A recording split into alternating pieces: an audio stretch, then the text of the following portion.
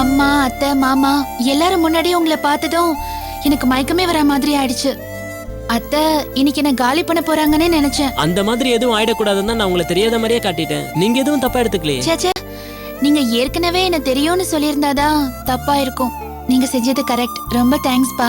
எங்க என்னோட நீங்க பைக்ல வந்ததை உங்க மாமா பையன் பார்த்துட்டு பிரச்சனை ஆயிடுச்சுன்னு சொன்னீங்களே, அதுதான் அந்த பையனோட நிலைமை காரணமா?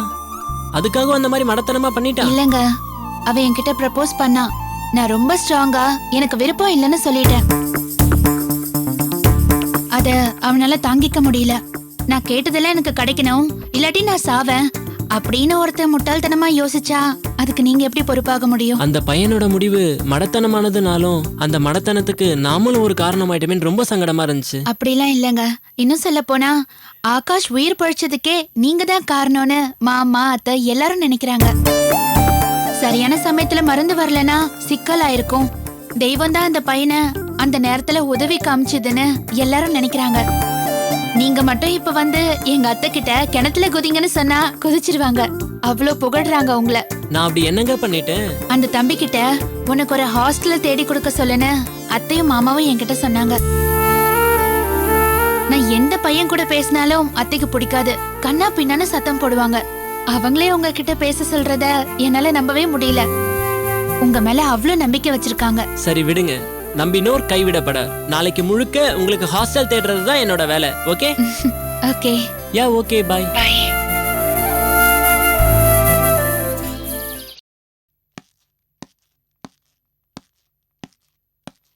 சார், உங்க பையனுக்கு முழுமையா குணமாயிடுச்சு. இனிமே எந்த பிரச்சனையும் இல்ல. டாக்டர், அப்பவே அடையாளம் தெரியாம புலம்பிக்கிட்டே இருந்தானே, இப்ப எங்களெல்லாம் அடையாளம் தெரியுமா டாக்டர்? இனி அவருக்கு எல்லாருமே அடையாளம் தெரியுமா? கவலைப்படாதீங்க டாக்டர், நீங்க நல்லா இருப்பீங்க. என் பிள்ளைய கொஞ்சம் பாத்துக்கலாமா டாக்டர்? சத்தெல்லாம் போட மாட்டேன், ஒரே ஒரு தடவை பாத்துக்கிறேன் டாக்டர். இனிமே நீங்க போய் பாக்குறதுக்கு ஒரு தடையும் இல்லம்மா. தாராளமா போய் பாருங்க. சரி போ. அம்மா பவித்ரா, அம்மா கூட்டிட்டு சரிப்பா. பாத்து பாத்து மெதுவா கூட்டு.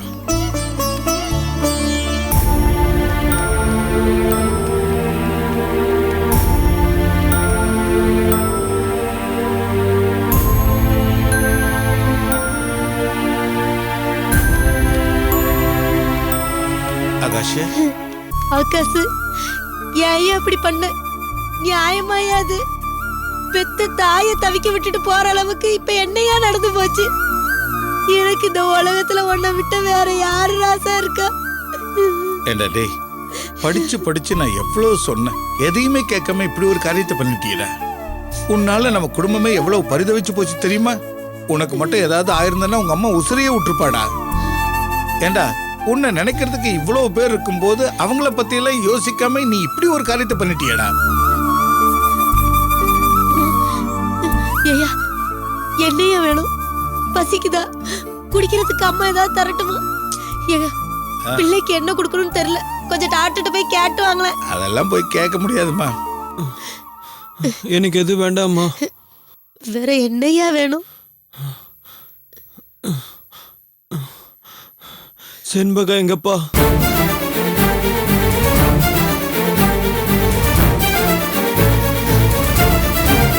என்னடா நினைச்சுக்கிட்டு இருக்க உன் மனசுல? உனக்காக இத்தனை பேர் பரித வச்சுட்டு கிடக்குறோம்.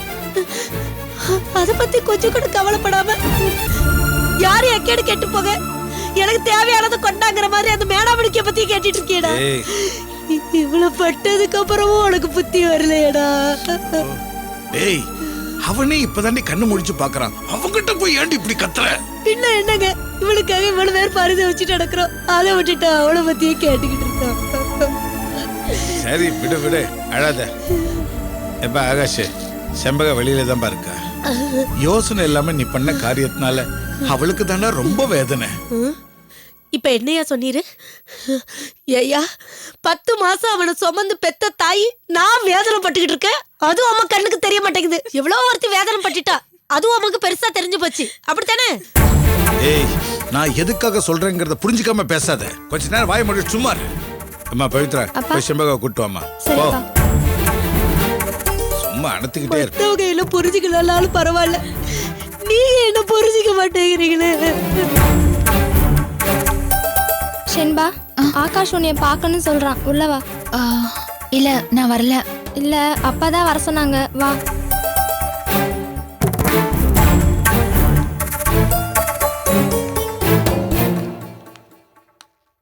திருந்தி நல்லபடியா வீட்டுக்கு வருவான்னு பார்த்தேன். ஷோ வாங்க மகாராணி, உங்க திருமுகத்தை காட்டி தொலைங்க. ஆமா சாரி செண்பகா, என்னால உனக்கு ரொம்ப கஷ்டம். நான் உன்னை ரொம்ப கஷ்டப்படுத்திட்டேன். என்ன மன்னிச்சிடு செண்பகா. இவிய மட்டும் தான் சங்கடப்பட்டாவ, நாங்க எல்லாரும் ரொம்ப சந்தோஷப்பட்ட மாதிரி. எப்படி பேசுற மத்தியில? டேய் வாய் மூடி சும்மா இருக்க புரியா இல்லையா? பேசி பேசி எல்லாரையும் புண்ணாக்கிக்கிட்டு இருக்க நீ. என்கிட்ட எதுக்கு மன்னிப்பு கேக்குற ஆகாஷ்? நீ பண்ண காரியத்தினால மாமாவுக்கும் அத்தைக்கும் எவ்வளவு சங்கடம் இருக்கும்னு யோசிச்சு பாத்தியா? நான் 3வது மனுஷி, ஆனா இவங்க உன்னை பெத்தவங்க. நீ பண்ண காரியத்தினால இவங்க எந்த அளவுக்கு பதறி போயிட்டாங்கன்னு உனக்கு தெரியுமா? முதல்ல இவங்க கிட்ட மன்னிப்பு கேளு. இனிமே இந்த மாதிரி பைத்தியக்காரத்தனமா நடந்துக்க மாட்டேன்னு இவங்க கிட்ட சொல்லு. எங்க எங்கன்னு உன்னைய தேடினதுக்கு வந்த உடனே என் பிள்ளைய அள வச்சுட்டியடி. அழாதப்பா. அண்ணாச்சி, நீங்க பிள்ளைகிட்ட பேசிட்டு இருங்க, நான் வெளியில இருக்கேன். செண்பகா,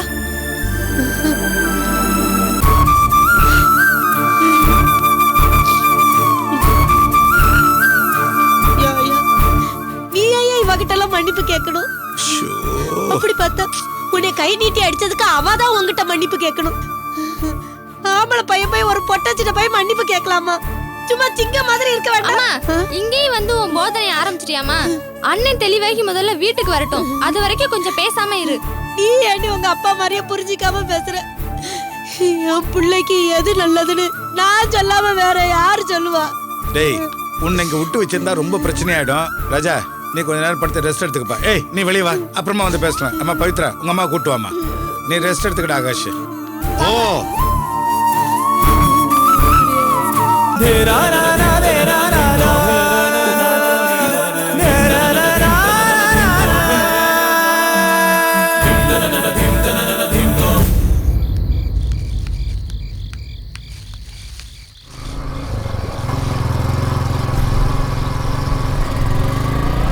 ஹாய் பியூல். ஏய் ஹாய் பிரேம், என்ன இந்த பக்கம்?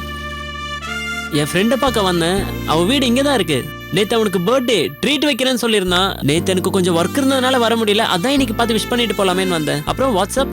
Nothing so special. ஆர்த்திக்கு உடம்பு சரியில்லை, அதான் பிரெட் வாங்க வந்தேன். அவ இன்னும் ரொம்ப அப்செட்டாவே இருக்கா. நைட் ஆனா சரியா தூங்கவே மாட்டேங்கிறா பிரேம். செண்பகா வேற ஹாஸ்டல் இல்லையா, நான் மட்டும்தான் அவ கூடயே இருக்கேன். அவ நைட் ஆனா பயங்கரமா கத்த ஆரம்பிச்சிடறா. அவ கத்துற கத்துல நான் எங்க பயந்துருவேன்னு சொல்லிட்டு சாரு மேம் வந்து செல்வி அக்காவை எங்க கூடயே படுக்க வச்சிடறாங்க. செண்பகா உடனே எனக்கு ஞாபகம் வருது. செண்பகா மார்னிங் எனக்கு கால் பண்ணியிருந்தாங்க, ஏதோ ஹெல்ப் வேணும்னு சொல்லி கேட்டிருந்தாங்க. நான் உங்க ஆஃபீஸ் பக்கத்துல இருக்க கிளைண்ட்டை பக்கம் தான் வரேன்னு சொல்லியிருந்தேன். சரி அப்படியே போய் செண்பகா ஸ்ட்ரைட்டா போய் பார்த்துட்டு வந்துட்டேன். அப்போதான் சொன்னாங்க செண்பகாவோட அம்மா செண்பகாவை ஏதோ சண்டை போட்டு ஹாஸ்டல்ல இருந்து கூட்டு வந்துட்டேன் அப்படின்னு சொல்லிட்டு. அதான் எனக்கு ஒரு நல்ல ஹாஸ்டல் இருந்தா பார்த்து சொல்லுங்கன்னு சொன்னாங்க. பிரேம், நீ என்ன பரமாத்மாவா? யார் ஹெல்ப் கேட்டாலும் பண்றதுக்கு? சரி, லேடிஸ் ஹாஸ்டலுக்கு உனக்கு என்ன சம்பந்தம்? அவ ஏன் உங்ககிட்ட வந்து ஹெல்ப் கேட்கணும்? இதே கேள்வியை தான் நானும் செண்பகா கிட்ட கேட்டேன். நீங்க என்கிட்ட கேட்கறதோட பியூலா கிட்ட கேட்டிருக்கலாமே, பியூலாவே இந்த ஹெல்ப் உங்களுக்கு பண்ணிருப்பாங்களே அப்படின்னு சொன்னேன். அவங்களுக்கு உங்ககிட்ட நேரா கேட்க ரொம்ப கஷ்டமா இருந்துச்சு போல, அதான் என்கிட்ட கேட்டிருந்தாங்க. எனக்கும் லேடிஸ் ஹாஸ்டல் பத்தில எதுவும் தெரியாதுனாலும் செண்பகாக்காக பார்த்து தரேன்னு சொல்லியிருக்கேன். வர வர வக்கீல் மாதிரி சின்ன சின்ன கேசஸ் கூட பிரமாதமா டீல் பண்ண ஆரம்பிச்சிட்ட. இதுல என்ன இருக்கு? அவங்க கேட்டதுக்கு நான் பதில் சொன்னேன், அவ்வளவுதான். இதுல என்னோட கைராசி எதுவுமே கிடையாது. அக்மார்க் முத்திரையிட்ட உண்மை, உண்மையை தவிர வேற எதுவும் இல்லை. பியூல், பியூலா, என்னாச்சு? எங்கேயும் வேடிக்கை பார்த்துட்டு இருக்க? ஒன்றும் இல்லை, செண்பகோட நேச்சருக்கு தகுந்த மாதிரி அவளுக்கு ஒரு நல்ல ஹாஸ்டல் கிடைக்கணும் தான் யோசிச்சுட்டு இருக்கேன். கண்டிப்பா. எனக்கு தெரியாத செண்பகாவை பத்தி ரொம்ப சாஃப்ட். அவங்க முள் இல்லாத ரோஜா பூ மாதிரி. பியூலா, ஒவ்வொரு பூ ஒவ்வொரு மாதிரி. பியூலா, சிலதுக்கு ஒரு கிராண்ட் லுக் இருக்கும் பாத்தியா? தாமரைப்பூ மாதிரி அது மலர்ந்து விரிஞ்சிச்சுன்னு வச்சுக்கேன், அவ்வளவுதான். அந்த இடமே சும்மா அப்படியே ஜெகஜோதியா இருக்கும். நீ சிரிச்சா அந்த இடத்துக்கே ஒரு பிரகாசம் வரும் பாத்தியா? அந்த மாதிரி. அது கூம்பி போச்சுன்னு வச்சுக்கேன், அந்த இடமே இருட்டாயிடும். பியூலா, இப்ப நீ முகத்தை வச்சிட்டு இருக்க பாத்தியா? அந்த மாதிரி பாரு, சுத்தி ஒரே இருட்டா இருக்கு. சரி பியூலா, நான் கிளம்புறேன். Okay, catch you later. Bye by.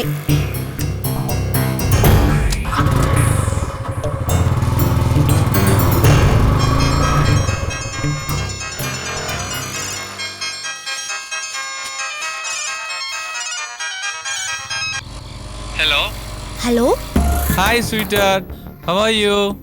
யாரு? நீ நிலான்னா நான் வானம், நீ ஆறுன்னா நான் கரை, நீ மீனுன்னா நான் கடல், நீன்னா நான். சாரி, நான் யாருன்னு தெரியாம நீங்க ராங்கா டயல் பண்ணிட்டீங்கன்னு நினைக்கிறேன். பியூலா குட்டி, நீ யாருன்னு எனக்கு தெளிவா தெரியும் கண்ணு. நீதானே எந்தன் பொன் வசந்தம், புதுராஜ வாழ்க்கை நாளை உன் சொந்தம். உன்னை காதலிக்கிறதுக்காகவே இந்த பொறுப்பு எடுத்திருக்கேன்னு நினைக்கிற அளவுக்கு உன்னை சின்சியரா லவ் பண்றேன், புரியுதா? ஓ, அப்ப யாருன்னு சொல்லுங்க. யார் என்னன்னு சொன்னாதானே ஃபர்தரா பேசுறதுக்கு வசதியா இருக்கும். சொல்ல மாட்டேனே, அதை இப்ப சொல்லவே மாட்டேன். சொல்ல வேண்டிய நேரத்துல கரெக்டா சொல்லுவேன். பட் அது வரைக்கும் அப்பப்ப உங்ககிட்ட இந்த மாதிரி பேசிட்டே இருப்பேன். சரியா செல்லம்? இடியட், லூசாடா நீ, தொலைச்சு போடுவ ராஸ்கல். திட்டுனாலும் பேசுவேன். ஏன்னா உன் குரலை கேட்கறதுல எனக்கு அவ்வளவு ஆர்வம். குமரியா குழந்தையானே தெரியாத ஒரு குரல். இதெல்லாம் அப்படியே வர்றதில்ல. போனை வைடா பொறுக்கி. கடற்கரையில அழகான கிழிஞ்சில பொறுக்கிற மாதிரி உன்னை பொறுக்கணும்னு தான் பாக்குற. நீயும் அதை தான் சொல்ற. பாப்போம். அடைந்தால் பியூலா, அடையாமல் போல நான் என்ன ஃபூலா? விடமாட்டேன் கண்ணுக்குட்டி, அடைஞ்சே தீருவேன்.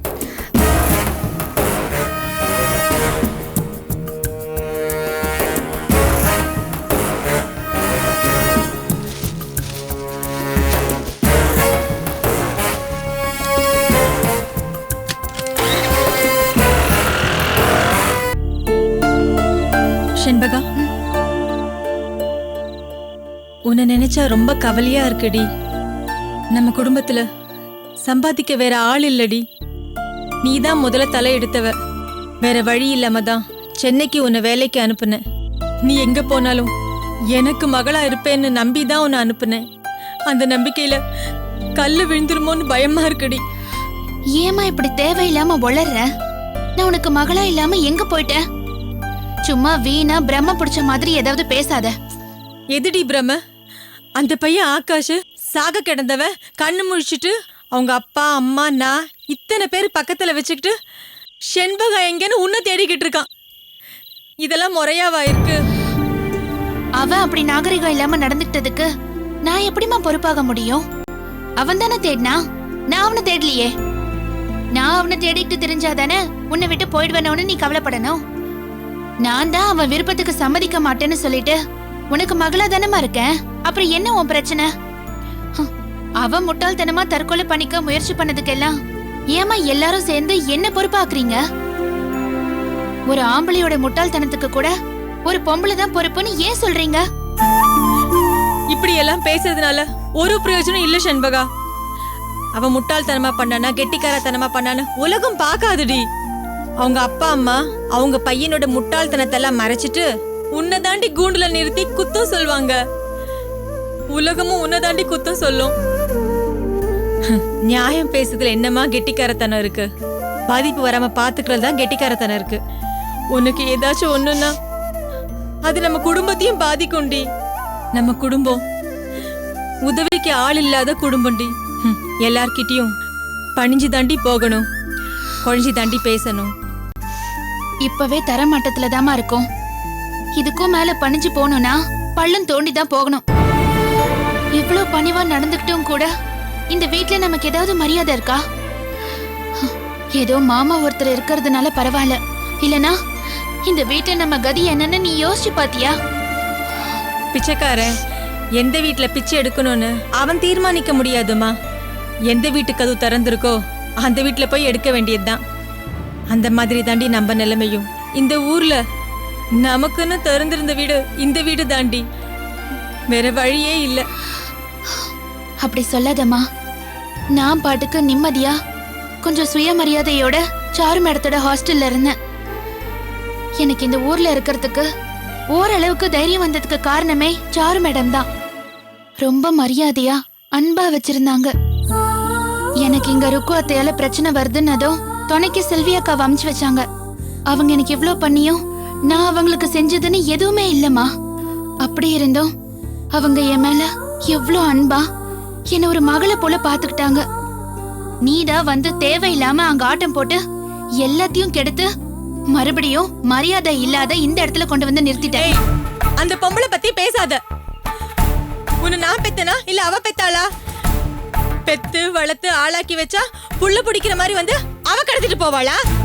உங்க அம்மா விட உனக்கு அவ முக்கியமாடி? ஐயோ அம்மா, நீ சம்பந்தம் இல்லாம பேசுற. நான் சொன்னது வேற. நான் சம்மதத்தோடு தாண்டி பேசுறேன். நான் உன்னை அடக்க ஒடுக்கமா பொத்தி பொத்தி வளர்த்து வச்சிருக்கேன். அந்த பொம்பளை உன்னை கூட்டிக்கிட்டு ஊரா சுத்துறா. உன்னை ஆம்பளை மாதிரி ஆக்கிட்டா. அந்த பழக்கம் நம்மளுக்கு சரியா வராதடி. அப்படிலாம் நடந்துக்கிட்டா நம்ம ஜனம் நம்மள மதிக்காதடி. அந்த அம்மா புரட்சி பண்றதா இருந்தா அவங்க மகளை வச்சு பண்ண வேண்டியது தானே. எதுக்கு ஊரார் மகளை தேடணும்? சொந்த மகளை பத்திரமா கல்யாணம் பண்ணி கொடுத்துட்டு அடுத்தவங்க மகளை இப்படி இழுத்தடிச்சிட்டு அவ கல்யாணத்தெல்லாம் கெடுக்கிறது தான் அந்த பொம்பளையோட பிளான் போல இருக்கு. செண்பகா, நீ எனக்கு மக, எனக்கு மட்டும் தாண்டி மக. உன்னை வச்சு தாண்டி நம்ம குடும்ப விருத்தி ஆகணும். உனக்கு நல்லபடியா கல்யாண காட்சிலாம் பண்ணி பார்க்கணும். நான் ஓ மகதாமா, அதுக்காக வேற யாரும் என்ன மகளா கூட நினைக்க கூடாதா? அப்படி நினைச்சா நான் உன்னை உதறிட்டு அப்படியே அவங்களோட போயிடுவேனா? பைத்தியக்காரத்தனமா இருக்குமா நீ பேசுறது? ஐயோ சரிம்மா, நீ என்ன சொல்றியோ நான் அதுபடியே நடந்துக்கிறேன். அழுகையை நிறுத்து. நாளைக்கு எப்படியாவது வேற ஒரு ஹாஸ்டல்ல பாத்துரு, லீவு போட்டாவது பாத்துரு. அந்த பையன் ஒருத்தன் வந்தானே, அவன் கிட்ட கேட்டு பாருமா. சரிம்மா, நாளைக்கு லீவ் போட்டு ஹாஸ்டல்ல பாத்துடுறேன். போதுமா?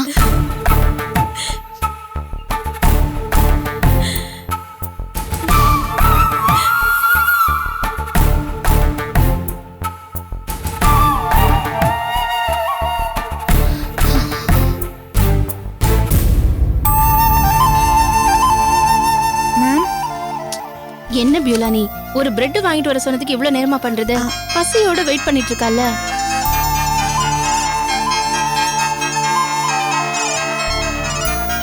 செல்வி, மா, பால் எடுத்துட்டு வா. நான் வந்துட்டேம்மா. ஹலோ. ஹாய் செல்லம், இப்பதான் பேசினேன். இருந்தாலும் உன்னோட குரலை இன்னும் ஒரு தடவை கேட்கலான்னு தோணுச்சு, அதான் கூப்பிட்டேன். அப்புறம் சாப்பிட்டியா? இன்னைக்கு என்ன பிரெட்டா? பிரெட்ல தக்காளி வச்சு சாண்ட்விச் மாதிரி சாப்பிடியோ? சும்மா தலன்னு இருக்க. ராத்திரி நேரத்துல நீ ரோட்ல போனா தெருவிளக்கே வேண்டாம் போல இருக்கு. அவ்வளவு பிரகாசமா இருக்க. அப்படி இருக்க நீ, சும்மா சொல்லக்கூடாது, செவன்னு இருக்க. உன்ன இனிமே செவத்த குட்டின்னு கூப்பிட்டா செல்லம்? டேய் புறம்போக்கு. ஓ, நீ என்ன அப்படி கூப்பிட விரும்புறியா? சரி, என்ன இப்ப கூப்பிட்டுக்க.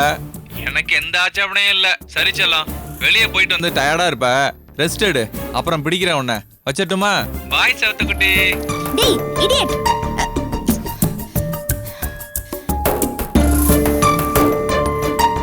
This number is currently switched off. Loose, idiot, பொறுக்கி பையன். அம்மா, புர்லாவுக்கு உங்களுக்கு சாப்பாடு ரெடி பண்றேன். சரிம்மா, இவ சாப்பிடட்டும். சாப்பிட ஆர்த்தி. என்னம்மா, போன் பேசிட்டு வந்து இப்படி பேர்ல மாதிரி உட்கார்ந்திருக்க? எவனோ ஒருத்தன் ஃபோன் பண்ணி கொஞ்ச நேரத்துக்கு முன்னாடி தான் கண்ணா பின்னான்னு பேசினா மேம். திருப்பியும் அவன் தான் கூப்பிடுறான் மேம். உன்னை லவ் பண்றேன், உன்னை அடையாம விட மாட்டேன், நீ தான் உயிர்னு அது இதுன்னு பேசுறான் மேம். குரல் ஏதாவது அடையாளம் தெரியுதா? இல்ல மேம், அறிமுகம் இல்லாத குரல், யாருன்னு தெரியல. இந்த மாதிரி சில பைத்தியக்காரங்க இருக்காங்க. கண்ணா பின்னான்னு இந்த மாதிரி போன்ல பேசுறது அவங்களுக்கு ஒரு இன்பம். சரி விடுமா. ஏய், நீ சாப்பிடு. அடுத்து ஒரு 2-3 தடவை போன் பண்ணிட்டு அப்புறம் விட்டுருவானுங்க. சாப்பிடு.